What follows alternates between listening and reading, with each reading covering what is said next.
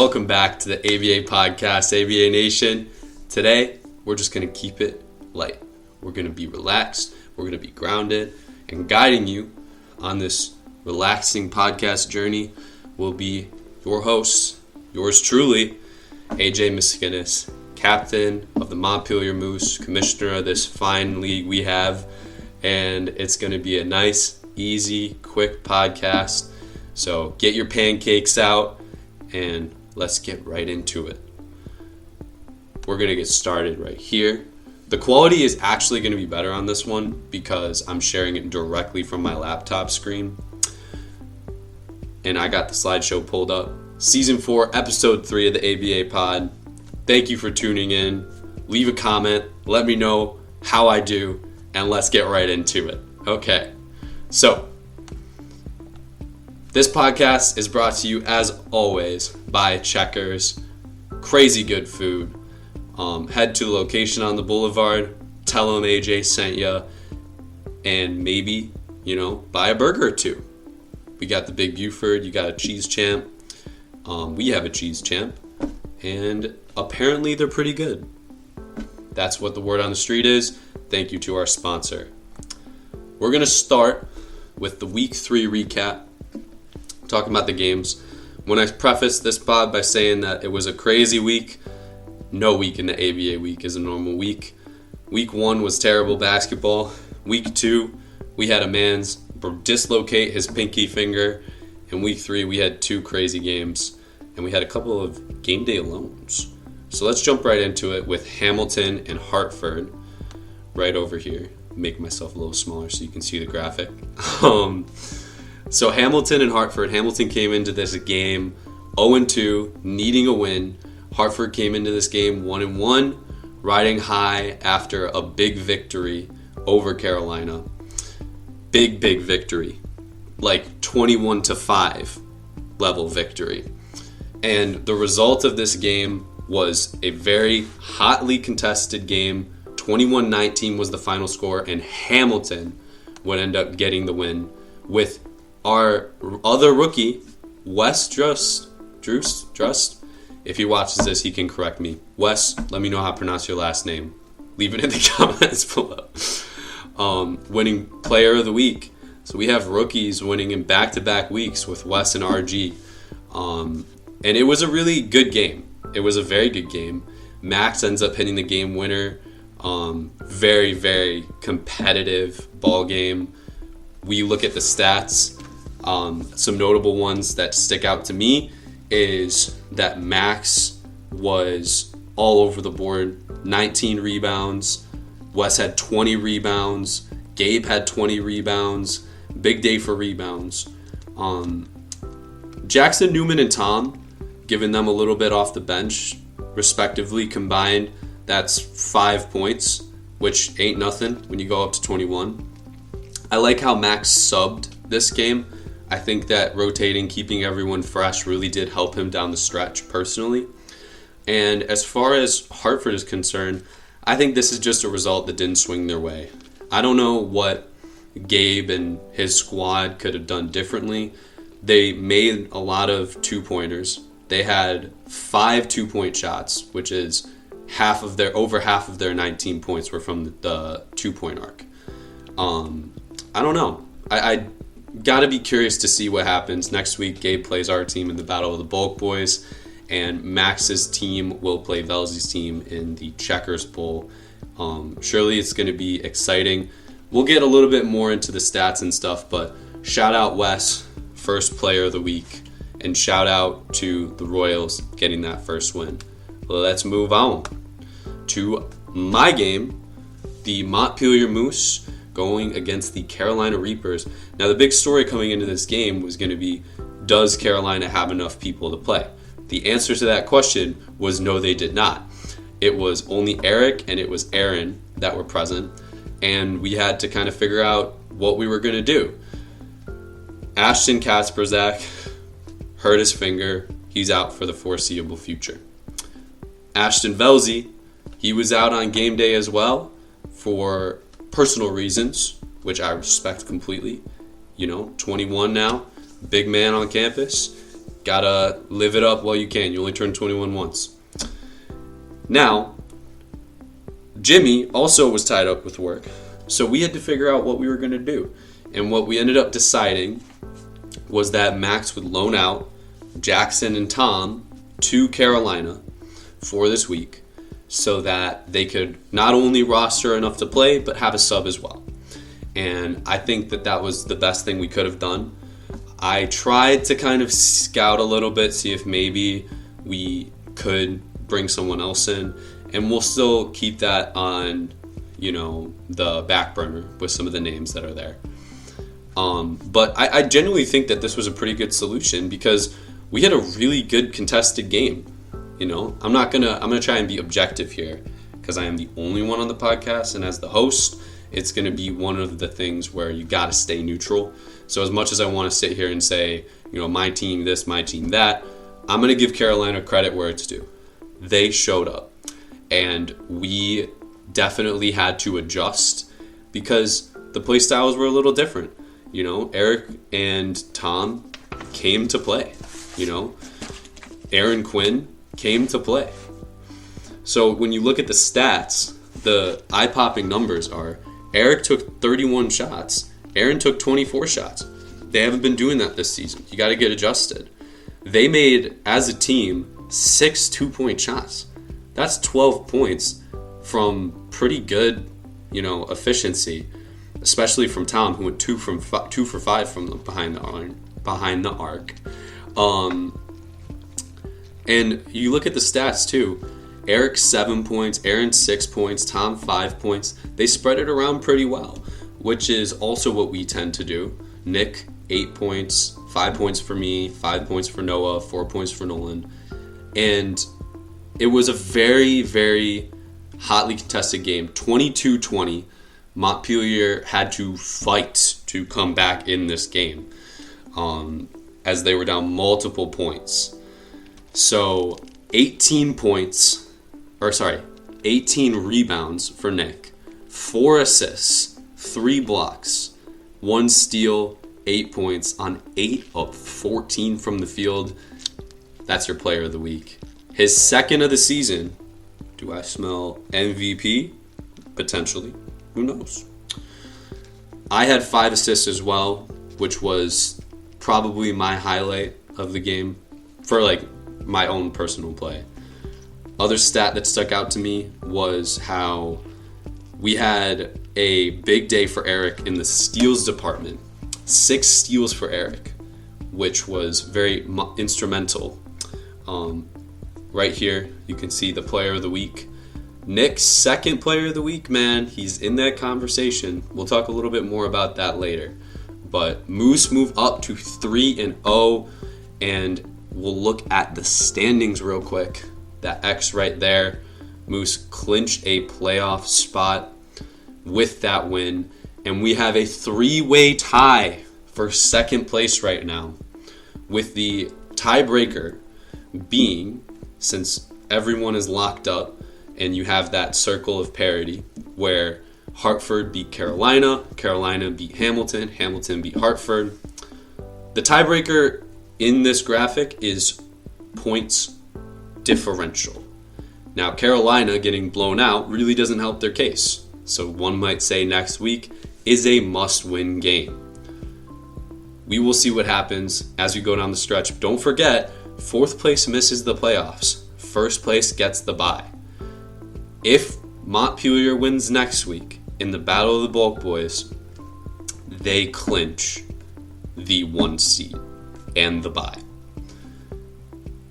All 3 of the teams at the bottom, we'll see what happens.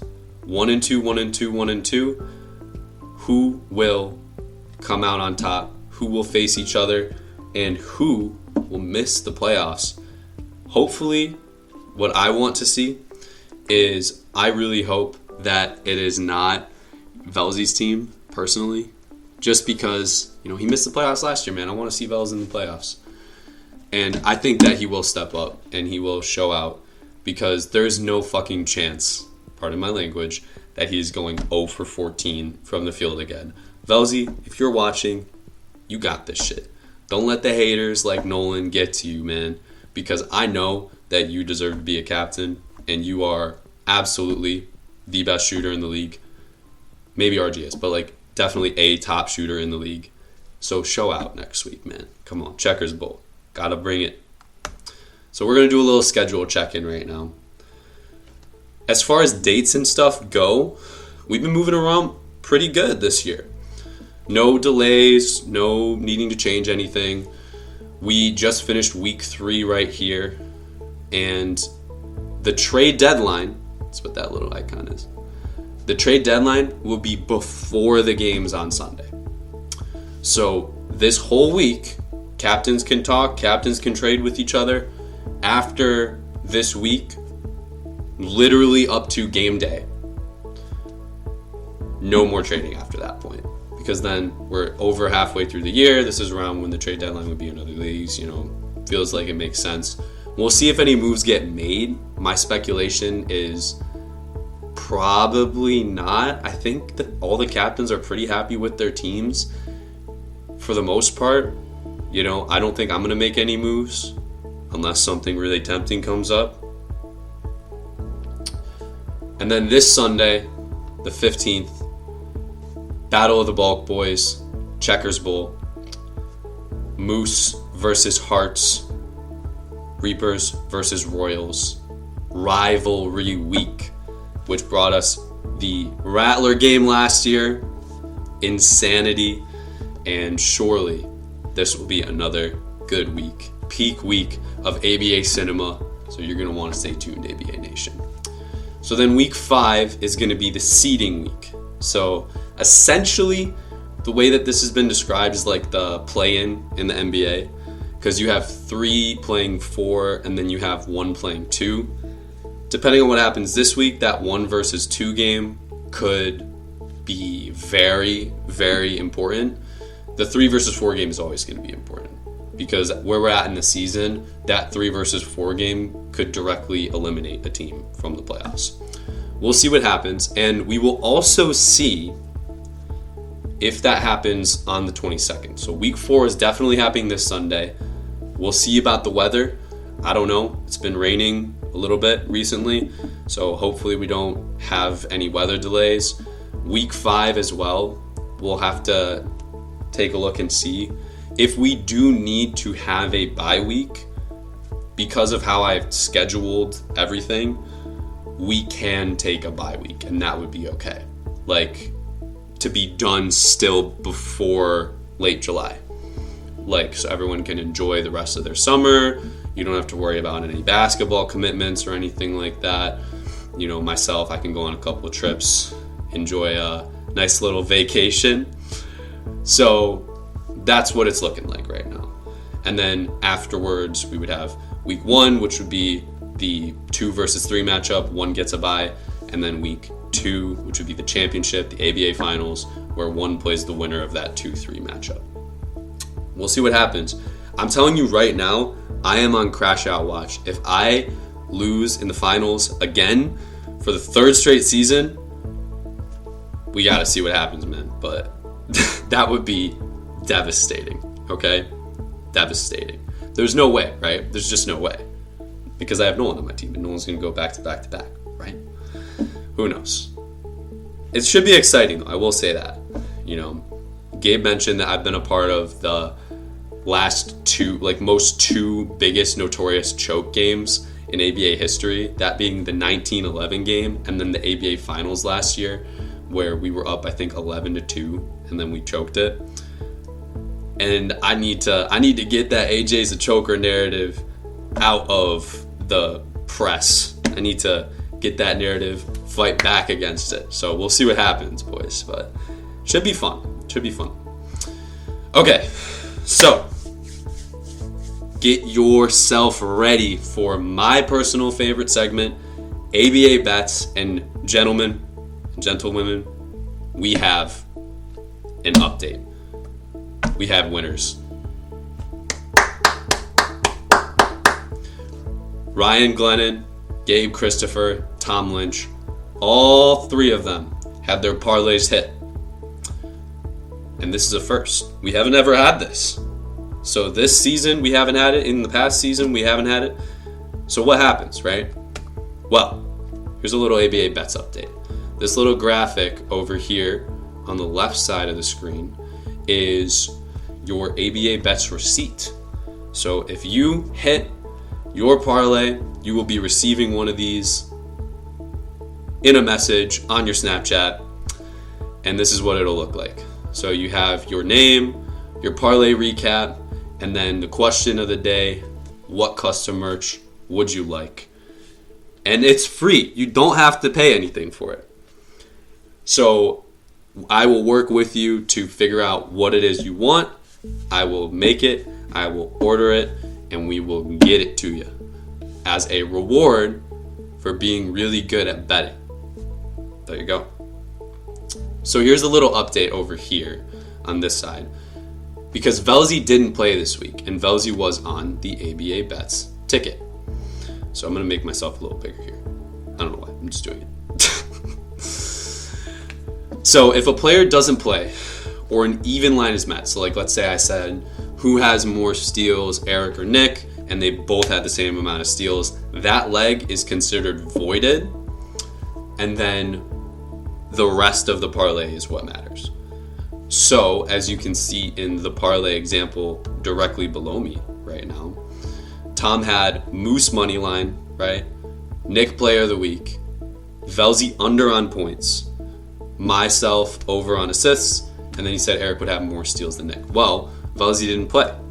So that leg was considered void, and we had 4 potential legs that if you hit all 4, you win the parlay. He hit all 4. He won the parlay. And the same can be said for Gabe and RG. Now, to play, just quick reviewer, comment under this video your selections. Do that. That is the easiest way to play, because I will just go to the video and see what you picked, and then I will write it down on that clipboard that I be carrying around at the games so that we can live track your parlay as it goes. And you can say, all right, yeah, I'm definitely not hitting this week. That's what I said. Or you can message me directly your selections, either through, text if you have my number, but Snapchat's probably the preferred way. Also, I might just send out the fucking parlay options to you directly. I did that a couple of times last week, depending on how many people I want to have a chance to win the parlay. I mentioned that I do have a coupon to Vistaprint, and that coupon expires June 30th, and I want to use it. So if you're wondering why we had 3 winners, that's potentially a reason why. Because the gods smiled upon me. The betting gods smiled upon the league. We had 3 guys get their parlays to hit so that I can use this coupon and we can get some fucking ABA merch out there. It's pretty cool. And if you win, this is what could be in your future. Me personally, I want to win. I'm just not good at making parlays. So I'm going to keep going until I win. Because look at some of this custom ABA merch, boys. Now, I don't know how visible it is on the TV when we're doing the podcast normally, because I know there's been some visibility concerns. But come on, boys. Look at this shit. We got an ABA mouse pad, which sparked a little bit of discussion. We got Montpelier Moose socks. Yeah, absolutely. Give me that.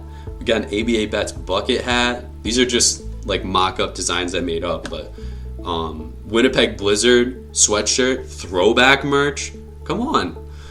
You got a Hartford Hearts mug. I made a little flag here, template for Gabe. You can get stuff with your player card on it. Everybody's got a player card. That's a little flag. We got a polo here. Bro, catch me wearing this at Golf Galaxy. If I win the parlay, I'm getting the Nike polo with the ABA logo on it. I'm wearing it right to there. And you gonna get cashed out for golf clubs or helped out in the store by a guy wearing ABA merch. And then people are gonna say, what is that? And you say, the ABA is the best pickup basketball league that runs in the summers at Pine Woods Park that there could possibly be. All right? Anyways, then you plug the YouTube and you plug the Instagram and you say, hey, check us out, man. Make a parlay, get some free merch. So here's the first parlay opportunity. But before we get started, I forgot about this. I made this too. That's crazy. We had a little bit of a conflict of interest.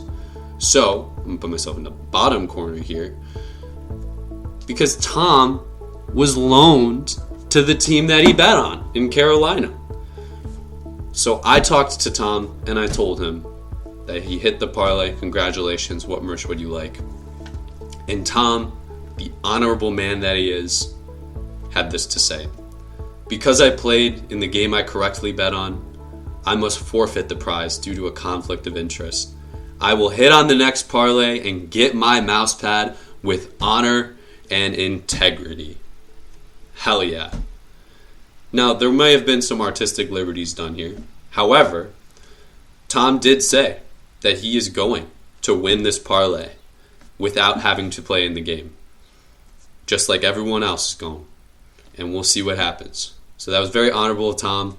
RG and Gabe will be getting ABA merch, and I am working with them currently to figure out what it is that they're going to get.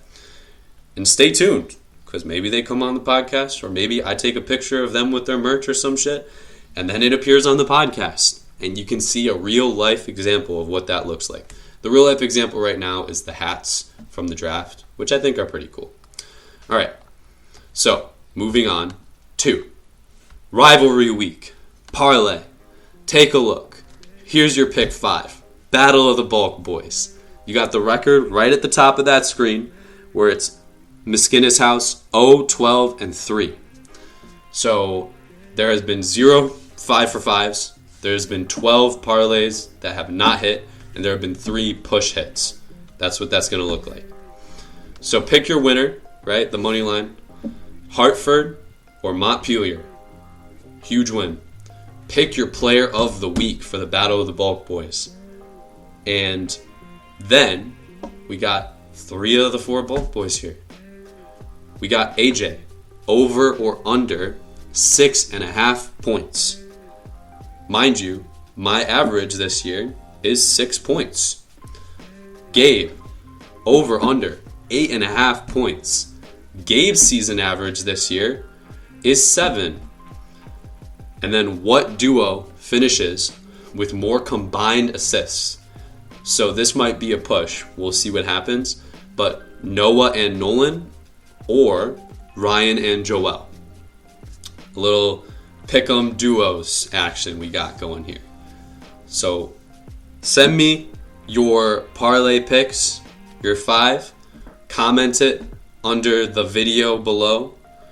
And let's lock y'all in for Rivalry Week, and let's get some more people some free merch. Let's do it, okay?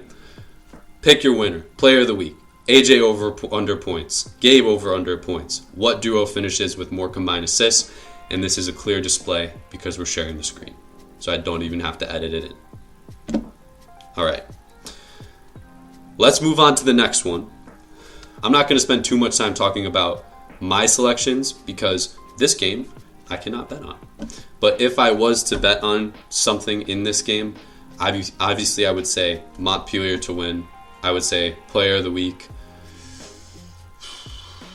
me. And then I would say over on my points. I would say over on Gabe's points, and I would say Nolan and Noah finished with more assists. But that's completely biased because I'm on the Moose, and also I can't make this bet. All right, next one. Now this one I can bet on. And I will let you know my selections as we go through it.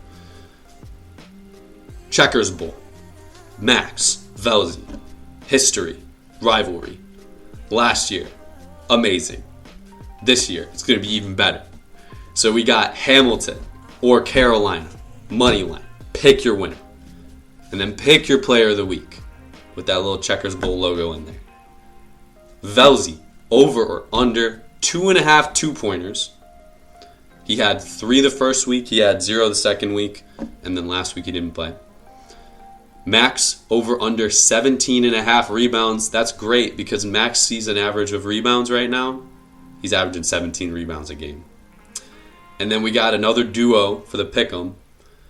What duo finishes with more combined field goals made? So not 2-pointers made, not points, field goals made.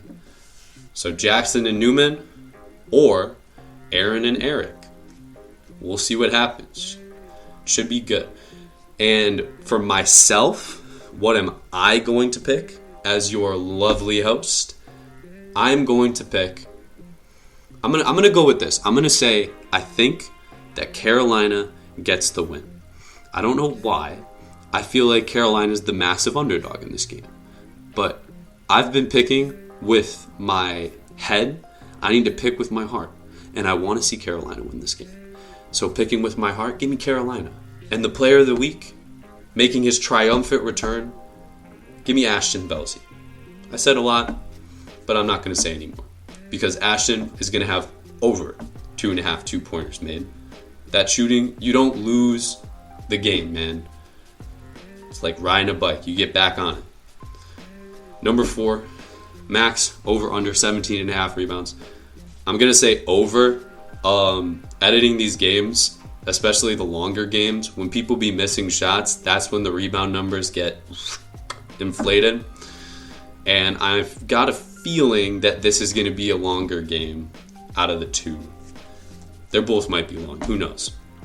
If y'all have an under on the runtime, let me know if you want to take a shot at how long these games run after I edit them through. But I'm going to go over on max rebounds. I think that makes sense to me. And then what duo finishes with more combined field goals made? I'm not going to lie. I got a feeling that Max and Wes are going to be the ones taking most of the shots this game. Now, they took most of the shots last game, to be fair. They took 22 and 31 shots respectively. So I'm going to go with Eric and Aaron. I think they're going to give you some solid minutes of basketball. They played, honestly, considering the situation, they played pretty well. I guarantee you they didn't go into the day thinking they were going to have to take over, 24 shots, a piece. So shout out Eric and Aaron for showing up, man. Good game. A lot of respect. And I'm rooting for y'all, Carolina. Let me get some free merch. Because what I want to see is I want to see absolute chaos that last week. And if Carolina wins and Hartford loses, we might have some chaos. Who knows? I mean, there was also the scenario where Hartford doesn't play in that last place seeding game, and we get Hamilton, Carolina again. Who knows? All right, let's move forward, and let's do this segment. This segment doesn't have a sponsor, but you know what? I'm going to give it one anyways. Presented by the defending champions. Yes, you can still call them that right now. The Boston actual Celtics. Look at that shirt.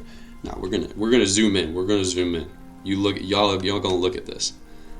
And my boy Jason Tatum, your 2023-24 NBA champions, the Boston Celtics. Come on, that's what we're talking about.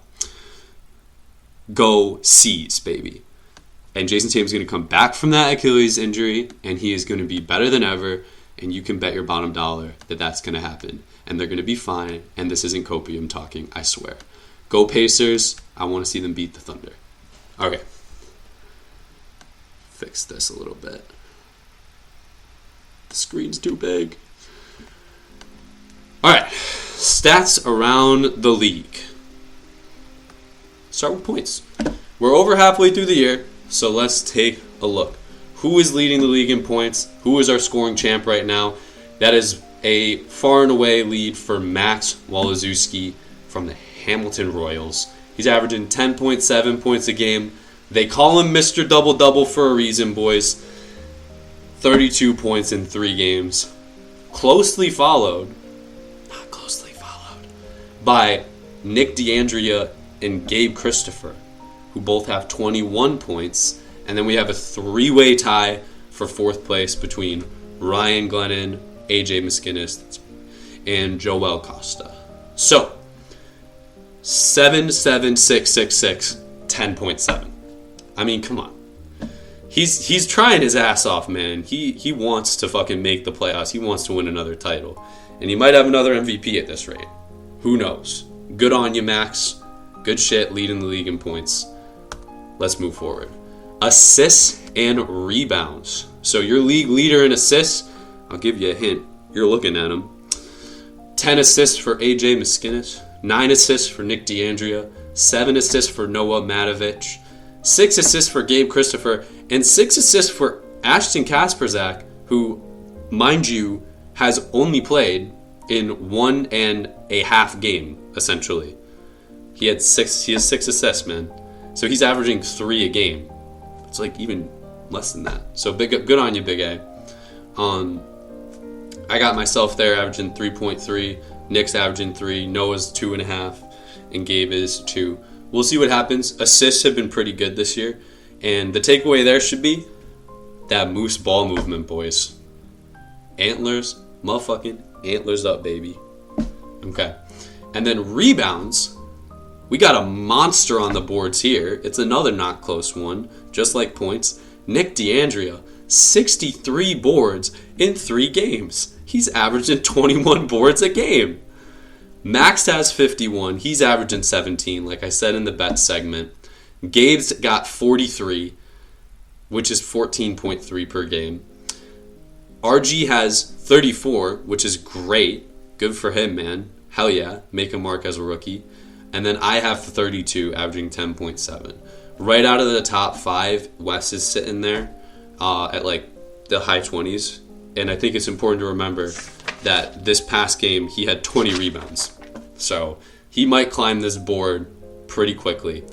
I will also say this during this segment, and this is the last thing I'll say about the ABA bets, I swear. But some of these numbers might influence your like data here. If I go back, like your selections, you can see that I'm averaging 6 points a game. Gabe's averaging 7. We'll see some other stuff later. Assists and rebounds, we already covered this. So now let's go over to effective field goal percentage and 2-point percentage. So real quick, what effective field goal percentage is your field goal percentage that weighs in that 2-pointers are worth more than 1-pointers. So for example, the formula is your total field goals made plus 0.5 times your total 2-pointers made, all of that divided by your total attempts, like from the field. So if someone was, let's say, 4 for 10, their regular field goal percentage would be 40%, right? But if those 4 shots were 2-point attempts, then that would count as an effective field goal percentage of 60%. So that's basically what we're looking at. And your field goal percentage leaders, effective field goal percentage leaders, is Nick D'Andrea, who has not taken a 2 this year, Max, Ashton Kasperzak, Ryan Glennon, and Nolan. What I want you to focus on here is also look at that 2-point percentage, because Nolan at 27% from 2, that helps his field goal percentage go up, because I'm sitting right beneath Nolan here at 28.3. RG, 6 for 25. He's 24% from 2, but he also leads the league in 2-point attempts made. So that pushes him up to 30% effective field goal percentage. Now, in the grand scheme of things, this is pickup basketball. We all know that we haven't been shooting like crazy good. 47% is really good, considering the rest of the league. 39 is really good. Honestly, you want to be at 30 or above. So the fact that we only have 4 people with an effective field goal percentage over 30, definitely a testament to the fact that, you know, the league quality or whatever people have been saying has been, you know, whatever. But honestly, the competition has been good. And that to me is what really matters here. So you got Tom sitting at first place with 30% from 2-point. Pretty good. Shout out Tom. Nolan at 3 for 11. Max at 5 for 19. RG at 6 for 25, and Joel 4 for 23. It's looking good, right? It's looking good. For the most part, considering how we have to get adjusted when we get started. So I'm looking forward to seeing these numbers kind of get up a little bit. And definitely keep in mind for your voting on different awards. And speaking of different awards, the next category is Player of the Week and Game-Winning Shots. Do I have blocks and steals here? Oh, I guess I don't. Whoopsie. Anyways, for blocks and steals, I could have sworn that I had that. Alright, you know what? That's fine. For blocks and steals, Gabe and Max are the top 2 in steals right now. And as far as blocks go, I believe that Nick is up there, I'm up there, Wes is up there. Those are the names that are getting thrown around. You can always have access to these statistics in the Google Sheets that I share with the league. I will make sure to reshare that for people that maybe want to take a look, see how they're doing. I also have efficiency metrics in there that I didn't include.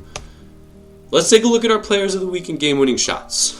So, Clutch Player of the Year is going to be whoever has the most game-winning shots. Or if we have like a tie, then maybe I throw it on the ballot. Noah has 2, technically, because we did get robbed of a point once. Max has 1, Big A has 1, RG has 1, I have 1. It's going to be a close race, because remember, there's only 4 games left in the regular season.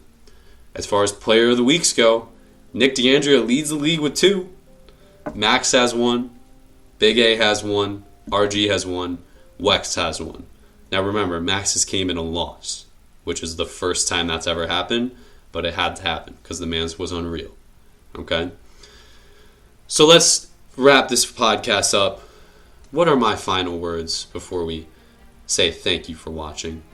The final words that I have on this podcast is going to be a little call out, if you will.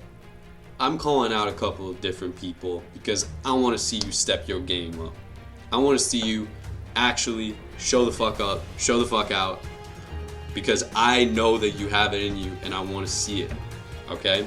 So this weekend, the people I'm calling out, I want to see Ashton Belzion. Ashton, I want to see you go off, man. I want to see you go the fuck off. If you didn't get that from the podcast, I want to see Newman show up, man. Where is the guy that like killed me during the last season, or during the second season, ABA second season?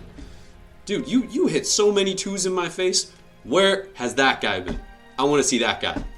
Bring it. Let's see it, man. Come on. No more smoking this shit. Swish it. And then the last person I'm gonna call out, I'm going to do this one, and I might regret it. I want to see Gabe. I want to see Gabe take over, bro. Listen, I know you drafted a good team, and that's great. But I haven't seen that MVP game from you, and I want to see that, man. Bring your fucking A game. It's the battle of the bulk boys. It's you versus me. You've been talking all that shit, buddy. You've been talking all that shit about how you think that, you know, a certain captain shouldn't be a captain, and you think that your team is so much better than mine when my team is 3-0 and your team's got 2 fucking losses. Listen here, buddy. I don't even need to make a play for the Cheese Champ because I got the Cheese Champ on my team. I got Nolan on my team. So you're going against the Cheese Champ, and I'm calling your ass out too. Show the fuck up this weekend, bro. I want to play you at your best. I don't want to play you at your worst. I want to play the best version of the Hartford Hearts, and in my head, the best version of the Hartford Hearts includes you showing up and shooting a shit ton of shots and actually playing like an MVP. There you go. There's my piece. That's my call out session. Get your podcast bets in. Put it in the comments, message me. Last word that I will say is genuinely thank you all for watching. This podcast would not be possible. This league would not be possible without you. And it really does kind of like make all the work worth it when everybody else kind of has fun with it. That's what this league is. It's pickup ball in the summer that we do to have fun. So it's like, you know, during the moment in the game, it's pretty like, you know, competitive. but after the game, we're just having fun and goofing around. So keep talking, keep communicating. We'll see what happens. There's always stuff happening in the ABA. And until next time, I've been your host, AJ Miskines, signing off.